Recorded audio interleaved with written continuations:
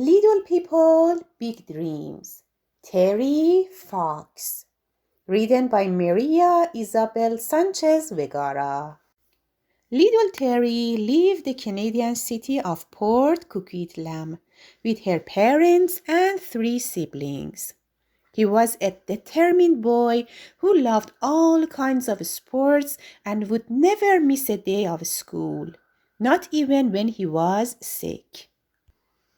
His favorite game was basketball, but even though he tried his best, he was last to be chosen and played 1 minute all season.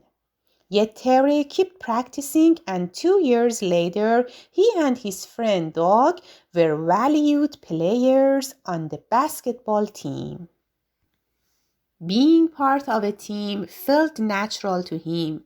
So when his coach encouraged him to try cross-country running, he wasn't sure if he would enjoy running alone. Still, he tried, and soon he was the best distance runner in his school. He was studying to become a physical education teacher when he noticed a pain in his right knee. His parents' legs trembled when doctors said it was cancer, a disease that scientists had long been studying.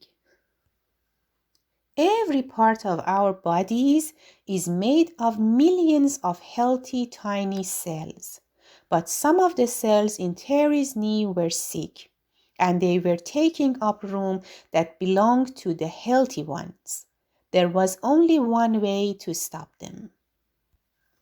Of course, Terry was very upset about losing his leg. He was worried that he would never walk again. But the night before his surgery, he read the story of a guy called Dick, who had run the New York City Marathon with an artificial leg. That story was like a shining light in the dark. Terry was eager to get up from bed and learn how to use his new leg. In just 3 weeks, he was back walking, and a few months later, he and his friend Doug completed a 17-mile-long race. Terry decided to run across Canada from coast to coast, raising money for cancer research. His goal was to collect $1 for every Canadian. One spring morning of 1980, under a cold mist, he began running his marathon of hope. Thousands of miles of lonely highways stretched before him, and even though sometimes he felt a terrible pain in his hip, his determination was stronger. Neither the heavy rain nor the sweltering summer heat could stop him. Soon, the lonely highways were not lonely anymore, but filled with people who waited for hours to run next to Terry.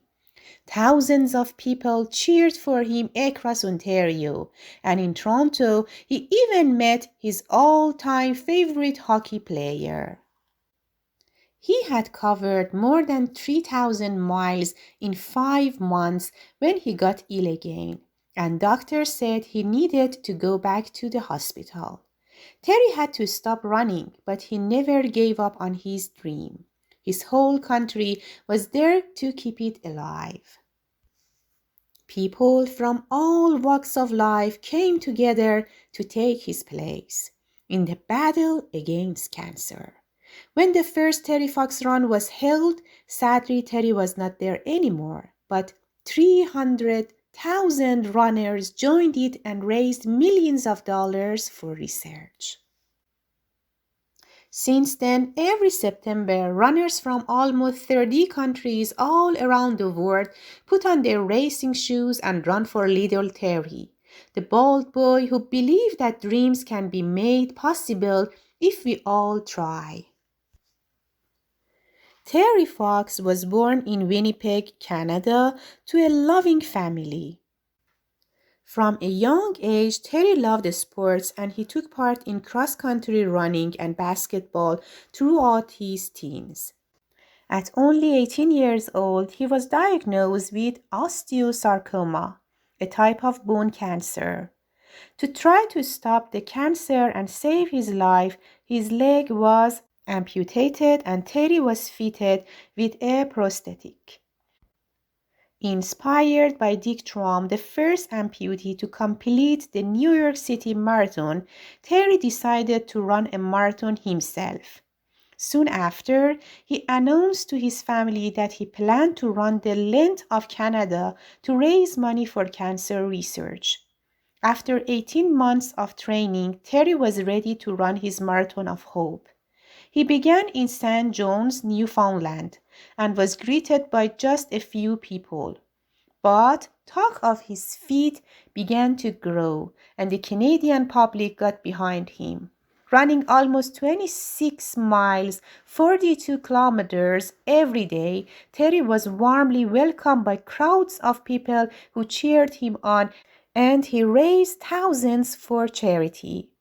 After 143 days and 3,339 miles, or 5,373 kilometers, Terry was forced to end his marathon early. The cancer had worsened, making him very sick. Sadly, Terry died at the age of 22 on June 28, 1981. Even though he didn't finish his marathon, it is estimated that millions of dollars have been raised in his name. The Terry Fox Run, held annually in Canada and 30 other countries across the globe, is the world's largest one-day fundraiser for cancer research. Terry's amazing story shows the strength of the human spirit against all the odds. The end.